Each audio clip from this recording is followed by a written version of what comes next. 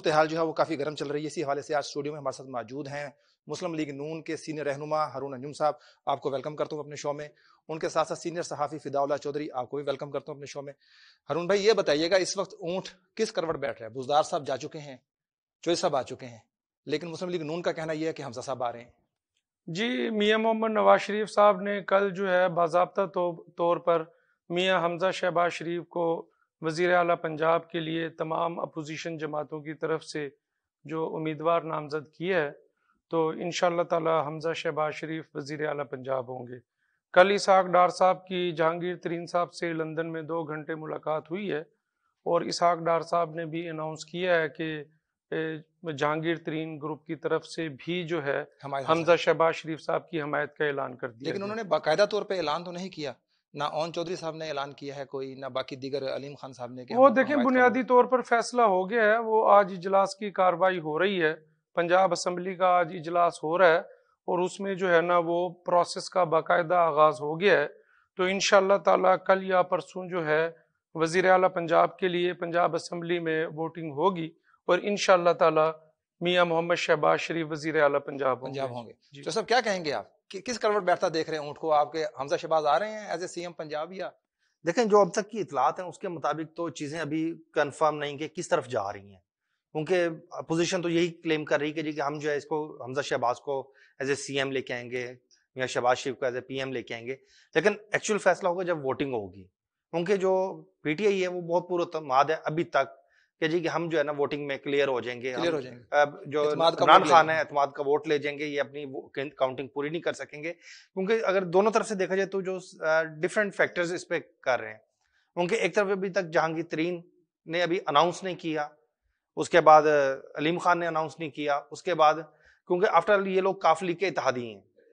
Opposition, अच्छा MQM की बात करें सिंध के अंदर, कि सिंध में उन्होंने कहा जी कि हम इनके साथ हैं, लेकिन अभी तक वो भी थोड़ा सा भी सोच रहे हैं, सोचो विचार में। उन्होंने अनाउंस कर दी है, लेकिन अब उनको एक तरफ जो है कि वहां पर शिपिंग कारपोरेशन नजर आ रही है, दूसरी तरफ उनको पीपी का अलायंस नजर आ रहा है। अच्छा, पीपी का अलायंस जो लास्ट टाइम उनका हुआ है उसमें वो कोई इतने सेटिस्फाइड नहीं थे, क्योंकि जब पहले उन्होंने पीपी ने उनको 100% श्योर किया कि आप हमारे साथ हैं, आपको ये फैसिलिटेट करेंगे, लेकिन जब मामला तय हो गए और उनकी जरूरत पूरी होगी पीपी की, उसके बाद उन्होंने जो है कि एमकेएम को साइड लाइन कर दिया था। लेकिन अगर बात करते हैं मुस्लिम लीग नून के हवाले से, तो मुस्लिम लीग नून ने भी तो परवेज लाई को सीएमशिप की ऑफर दी थी अपोजिशन ने।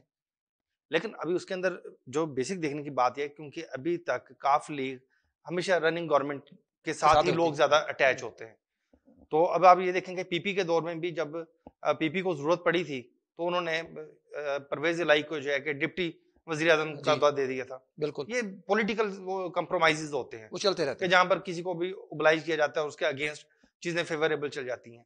देखिए, पीटीआई के साथ भी जो काफ लीग की बेसिक जो अटैचमेंट है और उसकी जो रीजन है यही है कि काफ लीग ने क्लेम किया था कि इत्तेहादी जो है हम आपके साथ रखेंगे।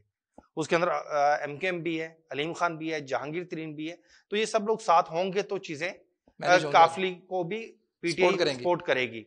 अदरवाइज आप देखिएगा कि पीटीआई भी इतनी जल्दी नहीं करेगी, क्योंकि इसमें जो मेन चीज देखने की, जो उस्मान बुज़दार का जो रिजाइन आया था, बेसिकली वो एडमिनिस्ट्रेटिव पॉइंट ऑफ व्यू से जाना चाहिए था गवर्नर को, लेकिन उसने डायरेक्ट प्राइम मिनिस्टर को कर दिया था, जिसकी वजह से आज भी जो राना सनाउल्लाह की थी वो क्लेम कर रहे थे कि जी के जो रिजाइन है उसकी कोई वैल्यू नहीं है, डिनोटिफाई उस टाइम होगा जब वो गवर्नर को अपना रिजाइन देगा। अब उन्होंने दे दिया कल बाकायदा तौर पे दे दिया, क्योंकि बेसिकली इसमें सारा टाइम बाट चल रहा था कि टाइम कैसे गुजारना है।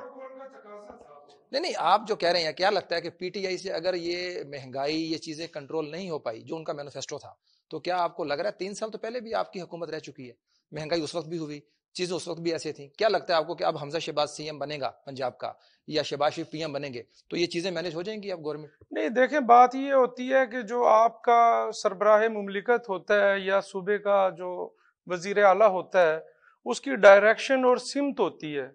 अभी देखें, मैं इस्लामाबाद था कल, तो वहाँ हर तरफ यही आवाजें थी कि ब्यूरोक्रेसी को अब सुबह 6 बजे उठना पड़ेगा और रात के 12 बजे तक काम करना पड़ेगा। ठीक है ना जी? तो ये सारी चीजें फवाद साहब कह रहे हैं, मामलात बहुत जो है ना क्लोज हो गए हैं, अब तमाम रास्ते बंद हो चुके हैं। यानी कि आप लोगों ने जहन बना लिया है कि अब आपके वजीर आजम भी आ रहे हैं और वजीर आला पंजाब। अल्हम्दुलिल्लाह ने तो अपने तौर पे यही चीज कर दी है, अनाउंस कर दी है कि जो है शहबाज शरीफ वजीर आजम है और हमजा शहबाज जो है वजीर आला पंजाब है। लेकिन जो ग्राउंड सिचुएशन है वो ये है, इससे थोड़ी सी डिफरेंट है, क्योंकि जब तक पीएम की नहीं होती क्लियरेंस उस टाइम तक पंजाब में भी कुछ नहीं होगा। अभी तक वो इत्तेमाद का वोट लेंगे क्या बनता है? कभी भी किसी पार्टी ने ये तो नहीं कहा कि हम हार गए या हमने इसको छोड़ दिया या लूज, हमने हार तस्लीम कर ली है। देखें ये तो इन द एंड होता है कि जब चीजें हो जाती हैं, क्लेम हर बंदा कर रहा होता है। ऐसा नहीं है, इत्तेहादी जमातें बलोचिस्तान अवामी पार्टी प्रेस कॉन्फ्रेंस कर चुकी है। खालिद मगजी साहब जो उसके पार्लिमानी लीडर हैं, उनके 5 वोट थे कौमी असम्बली में, 4 लोग प्रेस कॉन्फ्रेंस में मौजूद थे। उन 4 लोगों ने खालिद मगजी साहब की क़यादत में मौलाना फजलुर रहमान साहब, आसिफ अली जरदारी और मियां शहबाज शरीफ की मौजूदगी में प्रेस कॉन्फ्रेंस की है। MQM का बाकायदा एक मुआहदा पाकिस्तान मुस्लिम लीग नून के साथ हुआ है जिसका ताल्लुक वफाकी मामलात के साथ है, और उनका दूसरा जो मुआहदा हुआ है वो उनका आसिफ अली जरदारी साहब के साथ हुआ है जिनका ताल्लुक पीपल्स पार्टी के साथ, सूबाई मामलात के साथ है। और इन दोनों मुआहदों पर MQM के आसिफ अली जरदारी के, फजलुर रहमान साहब के और शहबाज शरीफ साहब के दस्तखत हैं। प्रेस कॉन्फ्रेंस हो चुकी है खालिद मकबूल साहब सिद्दीकी की रिहायशगाह पे। जब अनाउंस हो जाती हैं चीजें, प्रेस कॉन्फ्रेंस हो जाती हैं, आपके मुआहदे हो जाते हैं, उन पे साइन हो जाते हैं। कौमी असम्बली में जो गुज़िश्ता रोज इजलास हुआ है उसमें 175 लोग मौजूद थे अपोजिशन इत्तेहाद के, और उसके अलावा पाकिस्तान तहरीक इंसाफ के जो मुनहरिफ अराकीन हैं जिनकी तादाद तकरीबन 25 से 30 है, वो उस दिन असम्बली में बैकअप के तौर पर मौजूद थे। अगर आप 175 को और 25 को कैलकुलेट, काफ लीग के हवाले से जो फिदा चौधरी साहब कह रहे हैं, ये मैं आपको बता रहा हूं कि तारिक बशीर चीमा साहब ने अलल-ऐलान अनाउंस किया है। उन्होंने वजारत से मुस्ताफी हुए और उन्होंने बड़े दबंग अंदाज में कहा है कि मैं इमरान खान के खिलाफ वोट दूंगा। और मैं आपको ये बता रहा हूं कि काफ लीग के 5 अराकीन असम्बली हैं कौमी नेशनल असम्बली में, उनमें से तारिक बशीर चीमा साहब के साथ 2 मजीद लोग जो हैं वो कल इंशाल्लाह बरोज इतवार अपोजिशन इत्तेहाद के साथ जो है ना इमरान खान के खिलाफ वोट देंगे, और ये तादाद तकरीबन 205 से लेकर 215 तक होगी। इस्लामाबाद की जो मौसम है वो इंतहाई गर्म रहने के बाद अब जो है ना वो खुशगवार है, और वहां पर ठंडी हवाएं चल रही हैं ताकि मामलात बहुत करीब पहुंच गए। ये तो तारीख अपने आप को दोहरा रही है। इससे पहले पाकिस्तान पीपल्स पार्टी को देख लें, मुस्लिम लीग नून को देख लें, तो वो भी इन चीज़ों से गुजरे हैं, करते रह गए, हाउस ट्रेडिंग जिसे हम कहते रह गए। उसके साथ साथ अगर देखें तो इससे पहले सेनेट के इलेक्शन हुए, अपोजिशन काफ़ी वो थी, लेकिन जब टाइम आया तो जो एतमाद का वोट मिला वो आपने देखे सारे सब आ गए उसमें। तो क्या लगता है? बेसिकली देखने की बात ये होती है कि हम माजी में अगर जाएं, थोड़ा सा पीछे चले जाएं, तो हाउस ट्रेडिंग हमारी एक पॉलिटिक्स का हिस्सा है। ये हर टाइम होती है, सेनेट में भी होती है, पार्लियामेंट में भी होती है। जब भी इस तरह की सिचुएशन होती है उसमें बहुत से लोगों के हाउस ट्रेडिंग के उसमें आ जाते हैं, लोगों के रेट्स लग जाते हैं। लेकिन बात ये होती है कि इन द एंड देखने की बात ये होती है कि उस टाइम सिचुएशन क्या होती है। अगर हम बात करें कि देखें अनाउंस भी हो गए, चीजें भी हो गई, मिठाइयां भी खाई गई, बिल्कुल। देखें यही अगर हम बात करते हैं परवेज लाई हैं तो उन्होंने भी मिठाइयों के टोकरे भेजे, शहबाज शरीफ को भी भेजे, बिल्कुल। लेकिन अगले दिन सुबह टोटली सिचुएशन चेंज हो गई। जरदारी साहब ने इसके ऊपर अनाउंस भी किया कि मुझे बड़ा दुख हुआ कि रात 12 बजे तक वो हमारे साथ थे और सुबह उन्होंने अनाउंस किया कि मैं हुकूमत के साथ। एक्चुअल बात देखने की ये होती है कि कभी भी हमारे यहाँ जो सिचुएशन है कि यहाँ पर कुछ चीज फाइनल नहीं है, कोई पता नहीं था किस लम्हे कौन किधर चेंज कर जाए। आप ये देखें कि जब ये पिछले इलेक्शन थे, जनरल इलेक्शन, उसके अंदर भी देखें, जो अगर पीटीए की भी बात करें, पीटीए में बहुत सारी जो तादाद है वो इलेक्टिबल्स की है, जिनको यकदम जो है ना वो जनरेट दिगर जो पार्टी से हैं और वो भी हैं। और देखिए एक आपके सामने के सुबह जनूबी पंजाब सूबे की नाम पे इलेक्टिबल्स को इकट्ठा किया गया, तकरीबन उनकी तादाद कोई 28 के करीब थी। सुबह पंजाब जो साउथ पंजाब जो है उन्होंने बनाया था, तो उसके अंदर जो इलेक्टिबल्स है, और आने वाले टाइम में जब गवर्नमेंट्स बनी तो उन्हीं लोगों को उन्होंने मिनिस्ट्रीज दी।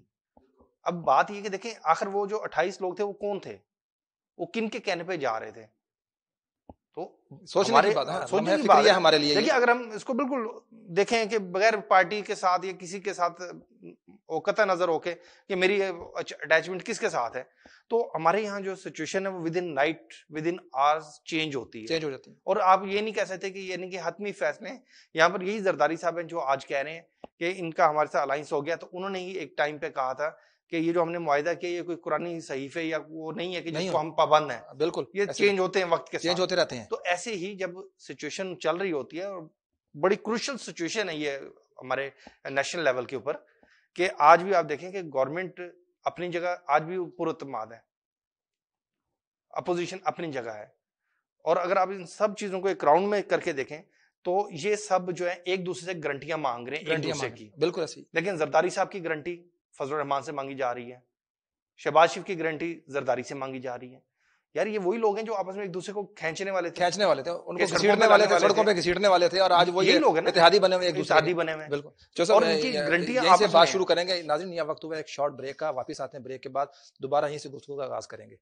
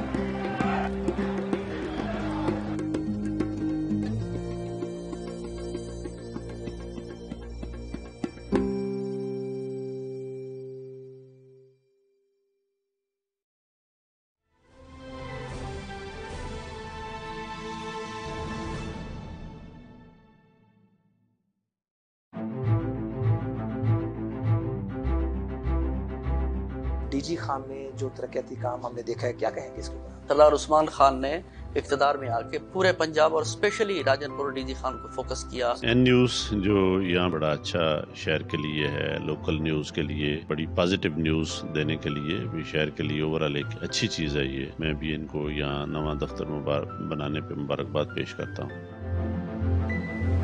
तो बीएमपी के साथ मिलकर हमने एक ऑपरेशन भी किया और कुछ और भी हमें इंटेलिजेंस भी वहाँ से मिली है। इंशाल्लाह उस पर काम जारी है। जी बिल्कुल, इस टाइम हम मौजूद हैं डेरा गाजी खान पुल डाट के ऊपर। यहाँ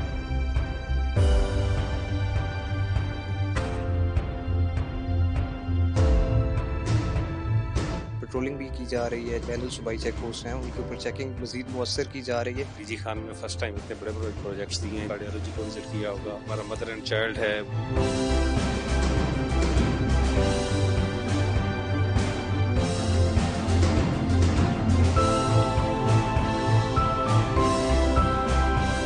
शुक्रिया अदा करता हूँ NTV का, और मेरे ख्याल में अभी इनिशियल डेज है कि आप यहाँ तशरीफ लाए, तो खुशी की बात है। मैं आपके इदारे N न्यूज़ की बहुत शुक्रगुजार हूँ। इस हिस्से में मैं सबसे पहले तो आपका शुक्रिया अदा करता हूँ कि आपने मुझे इस पे कुछ कहने का मौका दिया। बहुत शुक्रिया सबसे पहले तो N न्यूज़ का कि उन्होंने यहाँ पे अपना स्टूडियो डीजी खान में बनाया।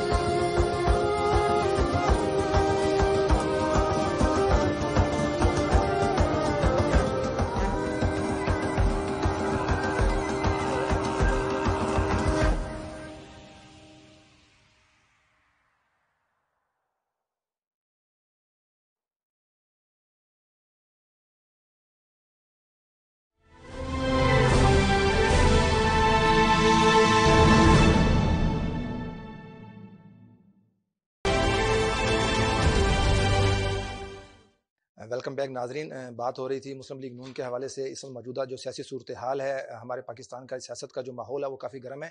हारून भाई ये बताइएगा कि इससे पहले भी आप लोगों का जो इत्तेहाद है वो हो चुका, पाकिस्तान पीपल्स पार्टी से भी, PDM का मौलाना फजलुर रहमान, एक दूसरे को इससे पहले अगर हम बात करें तो सड़कों पर घसीटने की भी बातें हुई और आज वही इत्तेहाद दोबारा बन गया उनका। क्या वजह है इसकी? सिर्फ इक़्तिदार के लिए? जी, बेसिकली ये तो इक़्तिदार की जंग है, इसमें तो कोई शक नहीं है। तो अवाम का तो कोई फायदा ना हुआ। तो ये तो देखें, इमरान खान साहब हैं जो शेख रशीद के बारे में कहते थे कि मैं उनको चपड़ासी भी नहीं रखना चाहता, और वजीर जो परवेज़ इलाही साहब हैं उनको वो पंजाब का सबसे बड़ा डाकू कहते थे। बिल्कुल। तो ये पाकिस्तानी सियासत का अलमिया है कि जो है मियां मोहम्मद नवाज शरीफ को 2 दफ़ा 2/3 अक्सरियत के अलावा पाकिस्तान के जब भी इलेक्शन हुए हैं तो वहाँ पर जो मैंडेट है वो तकसीम हो जाता है। फिर आपको हुकूमत बनाने के लिए जो है ना इत्तेहादी जमातों की ज़रूरत होती है।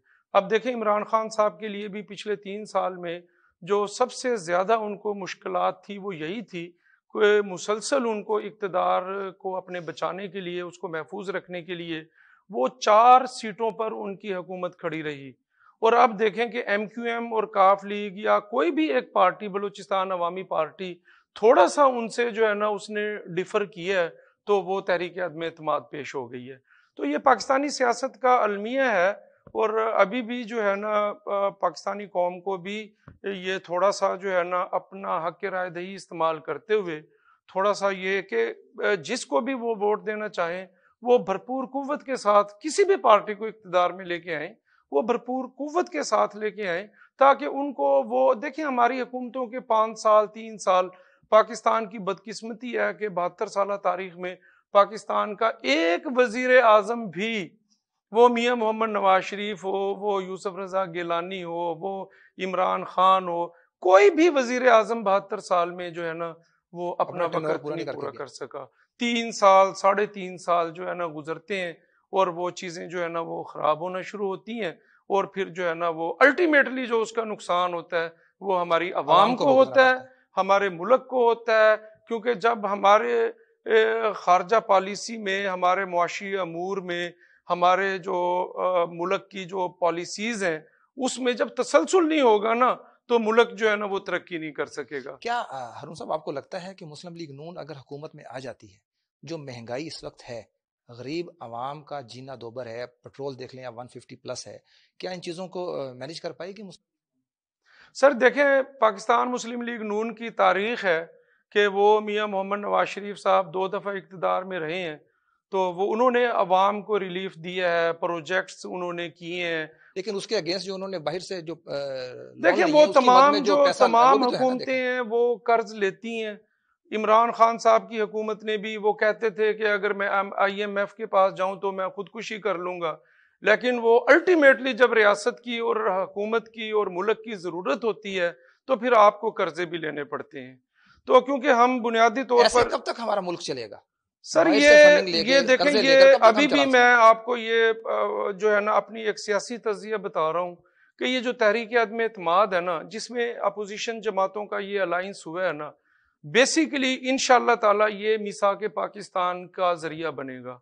ये फवाद चौधरी सब कह रहे थे कि ये सियासी मफादात होते हैं, लेकिन अब हमारी सियासी जमातें भी जो है ना वो थक चुकी हैं। उनकी सर्वाइवल का मसला है। सियासतदान जो है ना उनके किरदार पर, उनकी परफॉर्मेंस पर, उनकी गवर्नेंस पर और उनकी रियासत और अवाम के साथ कमिटमेंट पर सवालिया निशान है कि अगर देखें इमरान खान साहब जो 22 साल एक जद्दोजहद के जरिए इक़्तिदार में आए और अगर वो भी डिलीवर करने में नाकाम रहे हैं तो ये तमाम सियासतदानों की नाकामी है। वो कह रहे हैं मैंने डिलीवर किया है, मुझे डिलीवर करने दिया जा नहीं रहा। सर ये देखें, मैं जिस वक्त इमरान खान ने ओथ लिया था ना, मैं बुनियादी तौर पर सियासी कारकुन हूँ, मैंने उस वक्त भी कहा था कि जब इमरान खान साहब का इक़्तिदार पूरा होगा या वो अपने इस टेन्योर को कंप्लीट करेंगे तो वो भी यही कहेंगे कि मुझे काम नहीं करने दिया गया। गिलानी साहब, उसकी आपको भी तमाम अवामिल का पता है, ठीक है ना जी, कि वजीर आज़म जो है ना उनके पास कितने इख्तियारात होते हैं। जब तक हम वक़्त के वजीर आज़म को, हुकूमत को अगर उसको हम इख्तियार की ताकत के साथ अगर इक़्तिदार नहीं देंगे ना हम, तो हमारी हुकूमतें डिलीवर नहीं कर सकेंगी किसी भी सूरत। मिसाके जमहूरियत से पहले भी हुआ, इससे पहले भी पार्टियों ने इत्तेहाद किए। अभी मैंने हारून साहब से भी यही बात की है कि क्या अगर मुस्लिम लीग नून मान लेते हैं इनकी बात की हुकूमत में आ जाती है, उसको हुकूमत मिल जाती है, क्या अवाम को वो डिलीवर कर पाएंगे? जो महंगाई का एक बहरान है उस पर काबू कर पाएंगे वो? देखिए, हम बात ये है कि महंगाई जो है कि इतनी ज्यादा बढ़ चुकी है, और ये सिर्फ हमारे पाकिस्तान में नहीं है। देखिए, खान साहब की एक बैड लक कह सकते हैं। खान साहब की जब गवर्नमेंट आई तो उसके फौरन बाद कोविड आ गया। कोविड ने इंटरनेशनली सारी दुनिया को डिस्टर्ब किया, पूरी दुनिया की इकोनॉमी डिस्टर्ब हुई है। देखिए, आज भी जो आपका क्रूड ऑयल है $128 फी बैरल है। अब आप अगर उसकी कॉस्टिंग करें तो आज भी हम बहुत सस्ता पेट्रोल अवाम हमारी इस्तेमाल कर रही है। देखें, जो उसकी कॉस्टिंग है 285 रुपए पर लीटर गवर्नमेंट को पड़ती है आज की डेट में, और 150 में दे रहे हैं। बेसिक क्या है कि हमारे यहाँ पर जिस तरह से वो कहते हैं ना कि पब्लिसिटी, खान साहब की उस तरह से पब्लिसिटी चीजें नहीं है, क्योंकि उनको वो बताना नहीं आ रहा कि यार कि वो कर रहे हैं गवर्नमेंट सेक्टर में बैठे हुए, लेकिन उसको अवाम तक उस तरह से नहीं कर रहे हैं। उनके बहुत से प्रोजेक्ट ऐसे हैं जो बड़े हेल्पफुल हैं। ये हेल्थ कार्ड आप देख लें। जी बिल्कुल। देखिए, फिर हर खानदान के लिए 12 लाख रुपए एक अच्छी अमाउंट है। बिल्कुल। देखिए, बेसिक इससे हम लोग कहते हैं कि नहीं जी हम डॉक्टर के पास जाएं और उसको चेक करवाने जाएं तो हमें वहां पर जो है ना वो फ्री में चेक करें, लेकिन असल मसला जो कार्ड के ऊपर रखा गया कि आपकी सर्जरीज फ्री हैं, उनके एक्सपेंस मेडिसिन फ्री हैं। तो इस तरह से बहुत अच्छे काम भी हैं उनके, लेकिन जो उनकी सबसे बड़ी जो बैड लक है वो ये है कि कोविड आ गया। कोविड ने पूरी दुनिया की इकोनॉमी डिस्टर्ब की, हमारी भी डिस्टर्ब की, हमारी चीजें, हमारा डॉलर बहुत ऊपर चला गया इस दौरान, क्योंकि हर चीज की कंसाइनमेंट्स महंगी हो गई जो बाहर से हमारी, क्योंकि हमारी तक ऑलमोस्ट 80% तो इंपोर्ट है। बिल्कुल, हमारी इंपोर्ट ही इतनी ज्यादा कि हमारा डॉलर वो सस्टेन नहीं कर सकता। तो सब एक और चीज भी है, जब अभी कौम से खिताब किया इमरान खान साहब ने तो उन्होंने दो चीजें बड़े वाज़ेह तौर पे की। उन्होंने कहा कि मुझे 3.5 साल हो गए हैं हुकूमत में आए, मैं वजीर आज़म पाकिस्तान हूँ। जब इससे पहले मियाँ साहब आए थे तो 3.5 साल में वो 18 से ऊपर फैक्ट्रियां लगा चुके थे। उन्होंने कहा आप चेक कर सकते हैं कि मेरी कोई फैक्ट्री, मेरा कोई कारोबार, उसके साथ उन्होंने कहा भी मेरा बुज़दार जिसको मैंने वसीम अकरम प्लस कहा, वो अब रिजाइन दे के जा चुके हैं। आप उनको भी चेक कर सकते हैं कि उन्होंने कितनी प्रॉपर्टियां बनाई, कितने को उन्होंने बैंक बैलेंस बनाए हैं, क्या उन्होंने ऐसे इशू किए। देखिए, बात ये कि खान साहब के इंडिविजुअल कैरेक्टर के ऊपर तो कोई बात नहीं है। देखिए, कोई बंदा उनके इंडिविजुअल कैरेक्टर के ऊपर क्लेम नहीं कर सकता। कि हमने भी अभी तक देखा है, कहीं पे नजर भी नहीं आता। देखिए, अपोजिशन ने बहुत से इल्जामात लगाए, बिल्कुल चीजें लगाई, लेकिन साबित नहीं कर सके। उनके ऊपर किसी ने ये नहीं लगाया कि इन्होंने फैक्ट्री लगा ली, इन्होंने पैसा इस तरफ से बना के बाहर भेज दिया, मनी लॉन्ड्रिंग कर लिया, कोई भी इस तरह का उनके ऊपर कोई क्लेम नहीं है। सेम यही जो चीजें थी मुशर्रफ पे भी थी। बिल्कुल। देखिए, मुशर्रफ के बाद भी, उसकी गवर्नमेंट जाने के बाद भी आज तक उस पर ये क्लेम नहीं आया है। बिल्कुल। उस पर ये जरूर आया कि उसने लॉ एंड ऑर्डर को वायलेट किया, उसने अपने मर्जी के डिसीजंस लिए, अपनी मर्जी से काम किया, लेकिन उसके ऊपर आज भी ये कहीं पे भी क्लेम नहीं है कि इसने करप्शन की है। इसी तरह से सेम सिचुएशन खान साहब के साथ है कि खान साहब के ऊपर कोई बंदा ये क्लेम नहीं कर रहा कि जी इन्होंने अपनी फैक्ट्रियां लगा ली, इन्होंने पैसा इधर से उधर कर लिया। तो चीजें, बात ये कि उनके ऊपर कैरेक्टर जो उनके साथ अटैच लोग थे, उन्होंने नॉट आउट चीजें वायलेट की हैं, उन्होंने करप्शन भी की है, कई बहुत से स्कैम्स भी आए हैं, लेकिन उनके ऊपर उन्होंने कार्रवाई भी की। उन्होंने जुल्फी बुखारी को भी उड़ा दिया। बिल्कुल। बाकी कई ऐसे उनके मिनिस्टर्स हैं जिनसे वापस नहीं है, स्पोक्समैन थे, उन्होंने उसको भी किया क्योंकि उसके ऊपर स्कैम आया। उसमें मेन जहांगीर तरीन साहब हैं उनके, देखें जिनका कहना था अपोजिशन का भी वो जहाज उड़ाकर जा रहे हैं। और पीटीआई के जो खान के अंदर जहांगीर तरीन साहब की अपनी एक पोजीशन थी, लेकिन जब उनका स्कैम सामने आया तो उन्होंने उसको भी किया। बात ये कि चीजें इस तरह से चल रही कि खान साहब की अपनी तो बहुत सारे वो स्ट्रेट फॉरवर्डली चल रहे हैं, लेकिन अपने साथ जो अटैच लोग होते हैं उनके ऊपर उनकी उस तरह से ग्रिप नहीं रही।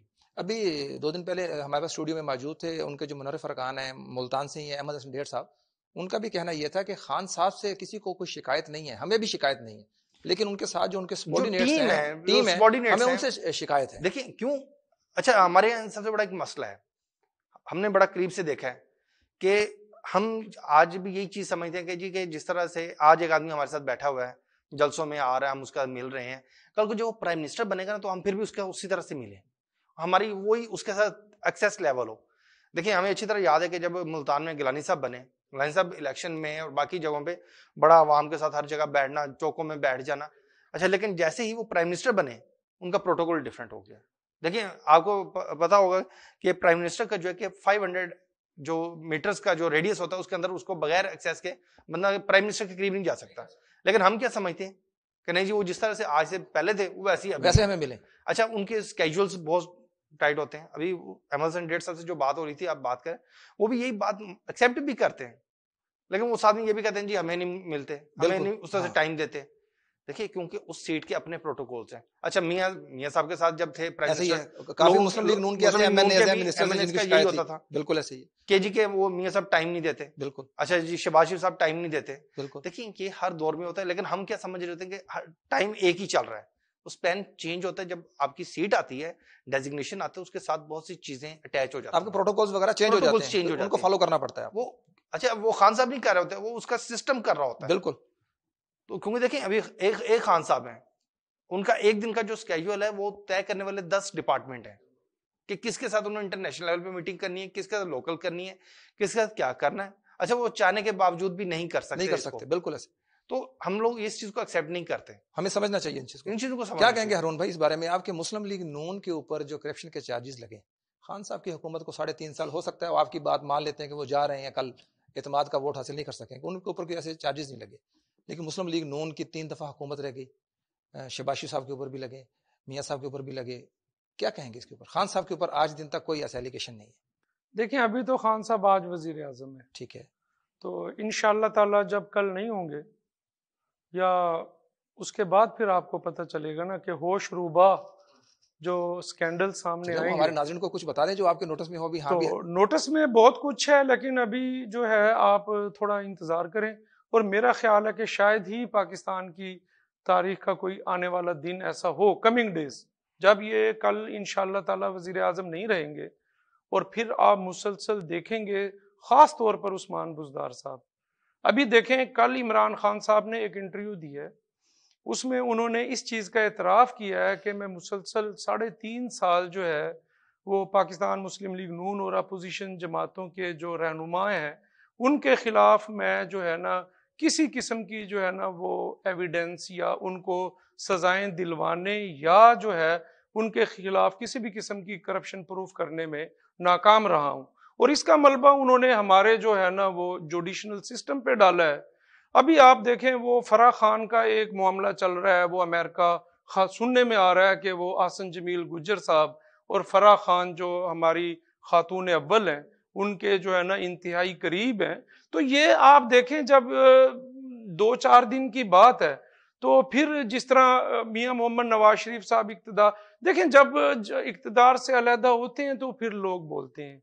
आपका ताल्लुक मीडिया से है, आप देखें कि मीडिया पे किस किस्म की जुबान बंदी हुई, तलत हुसैन को, हामिद मीर को, और जो अभी मोहसिन बेग के साथ जो मामला हुआ है, और किस तरह जबर जुल्म और जुबान बंदी रही है। तो ये जैसे ही ये जनाब जो है दीवारें गिरेंगी तो आप देखेंगे कि पाकिस्तान के 72 साल तारीख की सबसे करप्ट तरीन हुकूमत इमरान खान की हुकूमत होगी। और मैं आपकी इस बात से, चौधरी साहब की इस बात से किसी हद तक मुत्तफिक हूँ कि इमरान खान साहब शायद उस तरीके से मामलात में जो है ना इन्वॉल्व ना हो, लेकिन जो टीम देखें, अब इमरान खान साहब का सबसे बड़ा अलमिया ये रहा है कि वो बतौर कप्तान, जिस तरह वो कहते हैं कि मैंने 20 साल क्रिकेट खेली है और मैं दुनिया की बेहतरीन टीम मैदान में उतारने की सलाहियत रखता था खेल के मैदान में, अगर काश इसी तरह वो सियासत के मैदान में भी अगर वो बेहतरीन टीम उतारते। सबसे बड़ा फेलियर ये था कि 12 करोड़ का सूबा, पाकिस्तान का सबसे बड़ा सूबा, तमाम सूबों का बड़ा भाई पंजाब, उसमें उस्मान बुज़दार जैसे शख्स को आप वजीर आला जो है ना वो आप नामजद करते हैं, फिर उसके बाद आप उस्मान बुज़दार पे एतराज क्या है मुस्लिम लीग नून को? देखें, आज इमरान खान साहब जिस दोराहे पे खड़े हैं, मेरा बिलीव है कि अगर वो पंजाब के अंदर किसी बेहतर शख्स का पीटीआई में से इंतखाब करते और इस खौफ का शिकार ना होते कि वो वफाक में बैठ के बतौर वजीर आजम पंजाब को खुद कंट्रोल करने की जो उनकी ख्वाहिश थी, अगर वो इसका शिकार ना होते तो मैं आपको पूरे दावे से कहता हूं इमरान खान साहब अपना वक्त पूरा करते, गवर्नेंस बहुत अच्छी करते वो, क्योंकि इस दौर में उनके पास वफाक के प्रेशर के साथ साथ उनके पास पंजाब का सूबे का भी प्रेशर था। और आप देखें कि 12 करोड़ का सूबा है, कैपेसिटी नहीं थी बुज़दार साहब की। मुसलसल आप जो है हर 3 महीने के बाद टॉप पोजीशन के चीफ सेक्रेटरी चेंज हुआ, फिर आईजी मुसलसल चेंज होते रहे, फिर तमाम जिलों के सीपीओज, आरपीओज, कमिश्नर मुसलसल 3 साल 6 महीने चेंज होते रहे। जब तक आप ब्यूरोक्रेसी के अंदर तसलसल नहीं रखेंगे, आपके इंतजामी अफसरान जो है वो एक जगह 2 साल 3 साल मुसलसल एक इलाके में काम नहीं करेंगे, तो कैसे आप सूबे को गवर्न कर सकते हैं? कि उनकी जो इत्तेहादी जमातें हैं वो भी उनके साथ नहीं है, और जब कोई जहाज डूबना शुरू करता है तो उसकी सवारियां जो है ना उससे छलांग लगाती हैं। तो इमरान खान की सियासत, यार देखें बात यह है कि अखलाकियात, देखें बेसिक बात होती है पूरे नेशनल इंटरनेशनल लेवल पे कुछ एथिक्स होते हैं। हमारी सियासत में एथिक्स नहीं है, अखलाकियात नहीं है। हम अखलाकियात खो चुके हैं, हम लोग उस लेवल पे गिर चुके हैं कि जहां हमें सिर्फ अपने बेनिफिट्स नजर आते हैं। हम देखें आज अगर हम इकट्ठे किसी लेवल पे बैठे हुए हैं और कल अगर हमारे मफाद डिफरेंट हो जाए तो हम ही एक दूसरे के खिलाफ हो जाते। देखें आज जो लोग इनके साथ हैं, इत्तेहादी हम कहते हैं कि पीडीएम बन गई, सर इनमें से बहुत से लोग तो आपस में कल तक एक दूसरे को गालियां देते थे, एक दूसरे को घसीटते थे, लेकिन आज सिर्फ क्या हुआ है, सिर्फ मफाद एक जगह पे आया है, सब इकट्ठे हो गए। आज इनके मफादात, अच्छा अभी आप ये देखें मजे की बात, उस दिन भी एक जगह बात हो रही थी कि अब क्या ये सब लोग फजलुर रहमान को एज ए प्रेसिडेंट तस्लीम कर लेंगे? कभी भी नहीं। जरदारी साहब एक्सेप्ट करेंगे? कभी भी नहीं। इस पीडीएम की हद तक तो ठीक है, पीडीएम के बाद अब आप ये देखिएगा, ये जो बनाने जा रहे हैं गवर्नमेंट, इमरान खान साहब तो चले मान लेते हैं जी चले गए जी, वो चले गए, कोई इशू नहीं, लेकिन उसके बाद क्या ये सब एक पेज पे खड़े हो जाएंगे? सर कभी भी नहीं हो सकते। लास्ट टाइम पीडीएम जो टूटी थी, जो उसकी वजह भी पीपी जो अलहदा हो गई थी सेनेट इलेक्शन के हवाले से, सेनेट इलेक्शन पे, क्यों? सेनेट में पीपी को अपना मफाद था, उन्होंने बाकी सबको फारग कर दिया। अच्छा फिर इनका बहुत अरसा आपस में अलायंस नहीं रहा। अच्छा अब फिर जब अगला ट्रैक आया फिर उन्होंने एक अलायंस बना लिया, वजह मफाद। अच्छा वही लोग, इसमें देखें बात ये है कि एक तो ये क्या फार्मूला है कि भाई जब इत्तेहादी आपके साथ होते हैं तो वो अच्छे होते हैं, और जब आपके साथ नहीं होते तो वो बुरे होते हैं। फिर उनके वो मुल्क के लिए भी खतरनाक होते हैं, उनकी क्रेडिबिलिटी भी खराब होती है, वो जनाब जो है ना पॉलिटिशियंस भी नहीं होते। जब कल तक आपके साथ खड़ी थी एमक्यूएम, वही इमरान खान साहब हैं जो आज से 15 साल पहले अल्ताफ हुसैन के खिलाफ फाइलें लेके लंदन में घूमते थे। अब वो 3 साल आपके साथ इक़्तिदार में रहे हैं, लेकिन अब उनका लेना देना कोई नहीं है। देखें बात ये है कि जब तक आपके साथ, ये पाकिस्तान की पॉलिटिक्स का अलमी है। दूसरी बात ये है, तो आप इस बात को तस्लीम करेंगे कि अखलाकियत खो चुके हैं? देखें बात ये है कि इस वक्त मैं आपसे पाकिस्तानी तो आप ये तस्लीम कर सकते हैं, गुजारिश कर रहा हूं, सियासी कारकुन नहीं, मैं एज ए पाकिस्तानी आपसे ये बात कर रहा हूं कि जो है ना दुनिया बदल गई है इस वक्त। इमरान खान साहब कल ये कह रहे थे अपने आखिरी इंटरव्यूज जो वो दे रहे हैं, कल उन्होंने 1-2 घंटे का इंटरव्यू दिया है, उसमें उन्होंने भी यही कहा है जो मैं कहने जा रहा हूं, कि उन्होंने ये कहा है कि अब वो वक्त नहीं रहा, अब सोशल मीडिया का दौर है। अब दुनिया बदल चुकी है, एक्सेस ऑफ इंफॉर्मेशन हर शख्स के पास है। आपके पास एक डिवाइस है, उसके अंदर मल्टीपल आपके पास एप्लीकेशंस हैं, आपके पास वीलॉग्स हैं, आपके पास चैनल्स हैं, आप अपनी मनपसंद की जहां से आप सेटिस्फाइड होते हैं वो इंफॉर्मेशन आप गैदर करते हैं, सुनते हैं। तो मैं ये कहता हूं कि ये जो अपोजिशन जमातों की हुकूमत अब इक़्तिदार में आने वाली है, इसके लिए सबसे बड़ा चैलेंज ये है कि अवाम को रिलीफ मुहैया किया जाए। अगर मैं आपको ये बता रहा हूं कि अगर ये ऑल ऑफ सडन अगर अवाम को रिलीफ फराहम नहीं करेंगे तो मैं वो शख्स होऊंगा जो आपके साथ बैठ के इस हुकूमत पे तनकीद करूंगा। चलिए बहुत शुक्रिया हारून साहब और फिदा साहब आपका भी। नाज़रीन आज हमने बात की मौजूदा सियासी सूरत हाल के ऊपर, क्योंकि कल बरोज़ इतवार जो है वो वफाक के इलेक्शन दोबारा रिकाउंटिंग होने जा रही है वज़ीर-ए-आज़म इमरान खान के खिलाफ अपोजिशन की। देखते हैं कि उसमें इमरान खान साहब उसमें विन करते हैं या कि अपोजिशन उसमें विन करती है। हमारी दुआएं हैं इमरान खान साहब के साथ, क्योंकि वो एक नाइस पर्सन है, उनके ऊपर कोई आज तक ऐसा एलिगेशन नहीं लगा और पहली बारी है उनकी, क्योंकि इससे पहले पाकिस्तान पीपल्स पार्टी और मुस्लिम लीग नून जो है वो अपनी बारियां ले चुके हैं। हमारी नेक तमन्नाएं हैं उनके साथ, हमारी दुआएं हैं कि अल्लाह ताला उनको कामयाब करे और वो पाकिस्तान के हक में जो भी आए वो पाकिस्तान के हक में बेहतर आए। इंशाल्लाह एक नए मेहमान के साथ बहुत जल्द दोबारा मुलाकात होगी। तब तक अपने मेज़बान ज़ीशान गिलानी को इजाज़त दीजिए। अल्लाह ने के बाद।